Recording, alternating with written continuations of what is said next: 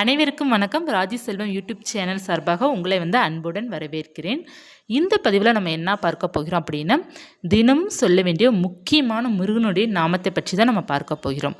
முருகனுடைய அருள் நமக்கு கிடைக்க வேண்டும் அப்படின்னா இந்த நாமங்கள் அனைத்தையும் நம்ம சொல்வது நமக்கு ரொம்ப நல்லது. அதாவது நான் சொல்கின்றதில் உங்களுக்கு எது எளிமையாக இருக்கோ, எது ஈஸியாக இருக்கோ அதை அனுதினமும் சொல்லிக்கிட்டே வந்தீங்க அப்படின்னா முருகனுடைய அருள் உங்களுக்கு சீக்கிரமாக கிடைக்கும். நீங்கள் பூஜை செய்தால் தான் உங்களுக்கு முருகனுடைய அருள் கிடைக்கும் அப்படிங்கிறது இல்லை. நம்ம இந்த நாமத்தை சொன்னாலே போதும், அவருடைய பார்வை நம்ம மீது நிச்சயமாக விழும். எந்த நேரத்தில் வேண்டுமானாலும் இதை சொல்லலாம். தூங்கும்போது கூட, படுத்துட்டு கூட கண்ணை மூடி ஒரு 5 நிமிடம் சொல்லலாம்.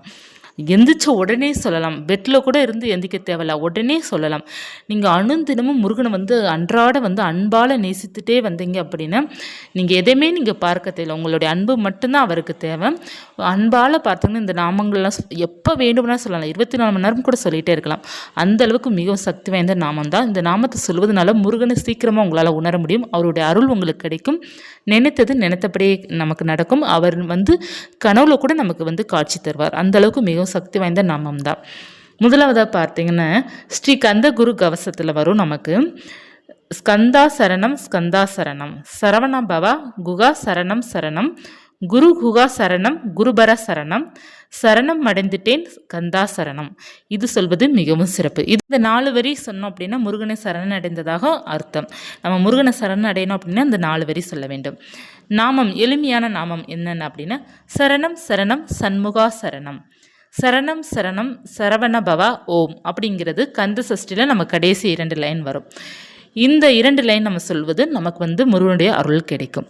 அடுத்ததாக பார்த்தீங்கன்னா குமரஸ்தவம் அப்படிங்கிறது இருக்குது நாமாவளி. அதில் பார்த்தீங்க அப்படின்னா ஓம் ஷண்முக பதையே நமோ நம, ஓம் ஷட்கோஷ பதையே நம நம. இந்த 2 மிக முக்கியமானது. அடுத்ததாக ஓம் ஷஷ்டி பதையே நமோ நம. இந்த லைனும் பார்த்தீங்க அப்படின்னா நம்ம முருகனுக்கு அடிக்கடி சொல்வது மிகவும் சிறப்பான பலனை கொடுக்கும். அடுத்ததாக ஓம் குமரா பதையே நம நம. இந்த மந்திரத்தை, இந்த நாமத்தை நம்ம சொல்வது மிகவும் சிறப்பான பலன்களை கொடுக்கும். நம்ம அடிக்கடி இது சொல்லிட்டு வருவது நமக்கு ரொம்ப எளிமையாக இருக்கும்.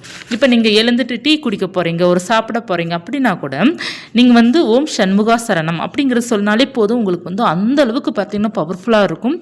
இல்லைன்னா ஓம் முருகா போற்றி, ஓம் கந்தா போற்றி, ஓம் கதிர்வேலா போற்றி அப்படிங்கிற நாமத்தை நம்ம அடிக்கடி சொல்லிக்கொண்டே இருக்கலாம். அப்படி சொல்லும்போது முருகனுடைய அருள் நமக்கு பரிபூர்ணமாக கிடைக்கும். அடுத்ததாக பார்த்தீங்க அப்படின்னா நினைத்தபடி அவருக்கு நமக்கு தரிசனம் கொடுக்கணும் அப்படின்னா கந்தர் அனுபூதியில் நமக்கு 51வது பாடல் வரும். அது உங்கள் எல்லாருக்குமே முதல்ல தெரியும். ஆனால் எல்லாருமே பார்த்தீங்கன்னா அந்த கடைசி லைனை மட்டும் எல்லாருமே சொல்வது வழக்கம். குருவாய் வருவாய் அருள்வாய் குகனே, அந்த ஒரு வரி மட்டும் நம்ம அதிகமாக சொல்லுவோம். நம்ம அந்த 4 வரியும் சொல்லணும். நினைத்தபடி நமக்கு முருகன் தரிசனம் கொடுக்கணும் அப்படின்னா உருவாய் அருவாய் உளதாய் இளதாய் மறுவாய் மலராய் மணியாய் ஒளியாய் கருவாய் உயிராய் கதியாய் விதியாய் குருவாய் வருவாய் அருள்வாய் குகனே. இந்த 4 வரை நீங்கள் தூங்க போகிறதுக்கு முன்னாடி தினமும் சொல்லிக்கிட்டே வந்தீங்க அப்படின்னா உங்களுக்கு என்றைக்காவது ஒரு நாள் நிச்சயமாக முருகன் காட்சி கொடுப்பார். கனவுல காட்சி கொடுப்பார், உங்ககிட்ட பேசுவார். இந்த வரி, இந்த 4 வரி மிகவும் முக்கியமான வரி. உங்களால் சொல்ல முடியல அப்படின்னா அந்த கடைசி மனப்பாடம் பண்ண முடியல அப்படின்னா கடைசி அந்த 4வது லைன் மட்டும் சொல்லுங்கள். குருவாய் வருவாய் அருள்வாய் குகனே, இந்த வரி சொல்லணும். அதற்கப்புறம் நம்மளுடைய வாழ்க்கையில் முன்னேற்றம் ஏறணும், முன்னேற்றம் ஆகணும், நம்மளுடைய வாழ்க்கையில் எப்பவுமே ஏறுமுகமாக இருக்கணும் அப்படின்னு இந்த மந்திரம் உங்கள் எல்லாருக்குமே தெரியும். ஆறுமுகம் அருளிடும் அனுதினமும் ஏறுமுகம். இந்த நாமத்தை நம்ம சொல்லும்போது நம்மளுடைய வாழ்க்கை முன்னேற்றம் அடைந்து கொண்டே இருக்கும். இதெல்லாம் பார்த்திங்கன்னா ரொம்ப ரொம்ப நமக்கு ரொம்ப சிறப்பான நாமங்கள். இந்த நாமங்கள்லாம் சொல்வது நமக்கு ரொம்ப நல்லது. இந்த நாமத்தை நம்ம அடிக்கடி சொல்லணும். நமக்கு முருகனுடைய அருள் கிடைக்கணும் அப்படின்னா முருகனுடைய நாமங்கள் நம்ம அதிகமாக உச்சரித்து கொண்டே இருந்தோம் அப்படின்னா எந்நேரம் நம்மளுடைய பக்தர் நம்மளை கூப்பிட்டுட்டே இருக்கானே அப்படின்ட்டே நம்மக்கிட்ட அருள் கொடுக்க வந்துடுவார். அதே போல் ஸ்ரீ சுப்பிரமணிய ஸ்தோத்திர சதநாமாவளியில் ஓம் ஸ்கந்தாய நம, ஓம் குகாய நம, ஓம் ஷண்முகாய நம, ஓம் குமராய நம. இதில் உங்களுக்கு ஏதாவது ஒன்று கூட நீங்கள் அடிக்கடி சொல்லிக்கிட்டே வரலாம். உங்களுக்கு இதில் எது எளிமையாக இருக்கோ அதை நீங்கள் அடிக்கடி நம்ம சொல்லும்போது நமக்கு முருகனுடைய அருள் நமக்கு கட்டாயமாக கிடைக்கும். முருகனுடைய அருள் இருந்தால் போது நம்ம எது வேண்டாலும் வாழ்க்கையில் சாதிக்கலாம்.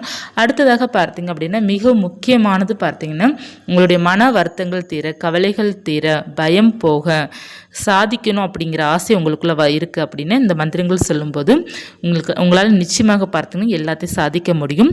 உங்களுக்கு இது கவசம் மாதிரி இருக்கும், உங்களுக்கு பாதுகாப்பாகவும் இருக்கும். இதை நீங்கள் கட்டாயமாக தினமும் அனுதினமும் சொல்ல வேண்டியது முக்கியமானது. வேலுண்டு வினை இல்லை, மயிலுண்டு பயமில்லை, கந்தன் உண்டு கவலை இல்லை அப்படிங்கிறத நீங்கள் அடிக்கடி சொல்லிட்டு வந்தீங்க அப்படின்னா நீங்கள் எதற்குமே கவலைப்பட மாட்டீங்க, எந்த பிரச்சனைக்குமே நீங்கள் பயப்பட மாட்டீங்க, எல்லாத்தையுமே நீங்கள் சாதிச்சு நிற்பீங்க, வெற்றி பெறுவீங்க. வாழ்க்கையில் வெற்றி உண்டாகணும் அப்படின்னா இதில் இருக்கிற ஏதாவது ஒரு நாமத்தை நீங்கள் அடிக்கடி சொல்லிக்கிட்டே இருக்கணும். அனுதினமும் நீங்கள் சொல்ல வேண்டும். இந்த நேரம் தான் சொல்லணும், இந்த நேரம் தான் சொல்லக்கூடாது அப்படிங்கிறது நாமத்தில் இல்லை. நம்ம நினைத்த நேரம் முருகனை கூப்பிடலாம், நினைத்த நேரம் நம்ம எந்த நாமம் வேண்டுமானாலும் சொல்லலாம். ஓம் சரவண பவா அப்படிங்கிறது அனுதினமும் நம்ம சொல்லலாம், எழுதலாம். இதெல்லாம் எழுதுறதே நமக்கு ரொம்ப நல்லது. நம்ம நிறைய நாமங்கள் முருகனுக்கு இருக்குது. இது முக்கியமான நாமங்கள். முருகனுக்கு அரோகரா சொல்வதோ அல்லது வெற்றிவேல் முருகனுக்கு அரோகரா சொல்வதோ நம்ம அடிக்கடி சொல்லிட்டு வருவது மிக மிக நல்ல பலன் கொடுக்கும்.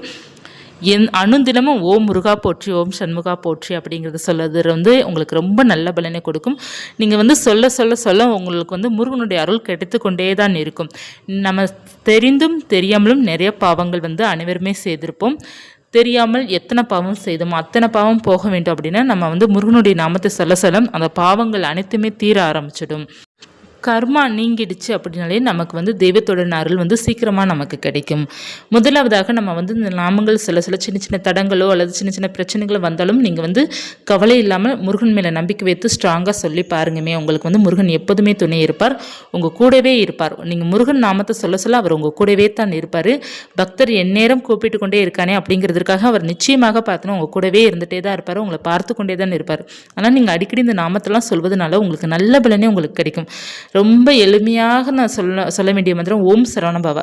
இந்த மந்திரத்தில் எப்போ பார்த்தாலும் நம்ம சொல்லலாம், எந்த நேரம் வேண்டுமானாலும் சொல்லலாம். ஓ முருகா போற்றி அப்படிங்கிறது சொல்லலாம், முருகாங்கிறது சொல்லலாம், இல்லைன்னா கதிர்வேலாங்கிறது சொல்லலாம், கார்த்திகேயா சொல்லலாம். இப்போ நிறைய பேர் குழந்தை பாக்கியம் வேண்டும் நினைப்பவர்களாம் ஓம் கார்த்திகேயான்னு சொல்லிக்கிட்டே இருந்தாலே அவரே உங்களுக்கு குழந்தையாக பிறப்பார். ஓம் கார்த்திகேயா போற்றி, ஓம் கார்த்திகேயா போற்றி அப்படிங்கிறத நீங்கள் ஒரு தினமும் ஒரு 6 முறையாவது சொல்லுங்கள், அல்லது 21 முறை 27 முறை நீங்கள் வாட்டில் சொல்லிட்டே இருங்க. என்னவே தேவையில்லை. நாமத்திற்கு நம்ம இவ்வளோ நேரம் தான் சொல்லணும், இவ்வளோ தடவை தான் சொல்லணும் அப்படிங்கிறது இல்லை. நம்ம எப்போல்லாம் நமக்கு சொல்லணும்னு தோணுதோ வேலை பார்த்துக்கொண்டே நீங்கள் சொல்லலாம். அதாவது நீங்கள் ஒரு சமையல் பண்ணிக்கிட்டு இருக்கிறீங்களா அந்த நேரம் கூட சொல்லலாம். ஒரு சமையலே பார்த்தீங்கன்னா ஒரு அமிர்தமாக மாறும். நமக்கு அந்தளவுக்கு பார்த்திங்கன்னா அதில் ஒரு பவர் கிடைக்கும். அந்த சாப்பாடுவே பார்த்திங்கன்னா நமக்கு உணவே மருந்து சொல்லுவாங்களே, அதே போல் நம்மளுடைய சாப்பாடே பார்த்திங்கன்னா ஒரு அமிர்தமாக மாறும். உங்களுக்கு எந்த நேரம் தோணுதோ அந்த நேரம் அனைத்து நேரமே முருகனுடைய நாமத்தை சொல்லிட்டே வாங்க. வேல்மாறல் மகா மந்திரம் சொல்லலாம், ரொம்ப நல்லது. நம்ம சொல்ல சொல்ல நமக்கு நல்ல பலன் கிடைக்கும். திருப்புகள் பாராயணம் பண்ணலாம். அருணகிரிநாதருக்கு திருப்புகள் முருகனே எடுத்து கொடுத்தாரு அப்படிங்கிறது கதையில் சொல்லப்பட்டிருக்கிறது இல்லையா. அந்த திருப்புகள் பாடணும் அப்படின்னா நமக்கு முருகன் காட்சி கொடுப்பார் அப்படிங்கிறது சொல்லப்பட்டிருக்குது. அதே மாதிரி வேல் மகா மந்திரம் சொன்னால் நமக்கு வேல் நம்ம கூடவே இருக்கும், வேல் நம்மளை காக்கும் அப்படிங்கிறதும் இருக்கின்றது. முருகன் நம்ம கூடவே இருப்பார் அப்படிங்கிறது. கந்தர் அனுபூதியில் 51வது பாடல் தான் ரொம்ப ஃபேமஸாக இருக்கிற பாடல். ஆனால் நிறைய பாடல்கள் இருக்குது. நமக்கு மொத்தம் 51 பாடல் இருக்குது. கடைசி பாடல் தான் நமக்கு அந்த உருவாய் அந்த பாடல்.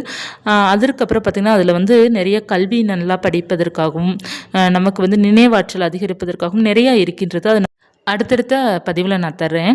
அதே போல் நமக்கு ஒரு மகா மந்திரம், முருகனுக்குள்ள மகா மந்திரம் மற்றும்லாம் பார்த்திங்கன்னா நமக்கு கொஞ்சம் வாய்க்குள்ளே நுழையாது. அதாவது திருப்புகளில் பார்த்திங்கன்னா அந்த பாடலே நம்ம வாய்க்குள்ளே நுழையாது, தப்பு தப்பாக வர்ற மாதிரி இருக்கும். ஒன்றும் கவலைப்படாதீங்க, நீங்கள் படித்து பாருங்கள், உங்களுக்கு சரியாக வரும். எந்தெந்த பாடல் தவறாக வருதோ அது திரும்ப திரும்ப நீங்கள் படித்து பார்த்தீங்க அப்படின்னா அது சரியாக வந்துடும். திரும்ப திரும்ப நீங்கள் படித்து பார்க்க முருகனுடைய அருள் இன்னமும் அதிகரிக்கத்தான் செய்யும். முருகனே உங்களை சரியாக படிக்க வைப்பார். நீங்கள் தப்பாக படித்தா நம்ம முருகன் நம்மளை எதாவது செஞ்சிருவாரோ, முருகன் நமக்கு அப்படி இப்படிலாம் நீங்கள் எதுவும் நினைக்க வேண்டாம். முருகன் நம்மளை ஒன்றும் செய்ய மாட்டார். நீங்கள் படிக்கிறத அதை தப்பாக படித்தாலும் அதை பார்த்து ரசிக்கத்தான் செய்வாரே தவிர நமக்கு தண்டனை எதுவும் கொடுக்க மாட்டார். நீங்கள் தப்பாக படித்தாலும் அதை படித்து பார்த்துட்டே இருங்க, அது சரியாக நீங்கள் உச்சரிக்க ஆரம்பிச்சிடுவீங்க. அதே போல் எல்லா பாடலுமே படிக்க ஆரம்பிங்க, ரொம்ப நல்லாயிருக்கும்.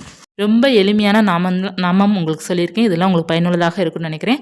இந்த பதிவு உபயோகமாக இருந்துச்சுன்னா ராஜசெல்வம் யூடியூப் சேனலுக்கு சப்ஸ்கிரைப் பண்ணி வச்சுக்கோங்க. இது போன்ற முருகன் பற்றிய தகவல் மட்டும் தெரிந்து கொள்ள வேண்டும் அப்படின்னா சப்ஸ்கிரைப் பண்ணி வச்சுக்கோங்க. மீண்டும் ஒரு தகவலை சந்திக்கிறேன்.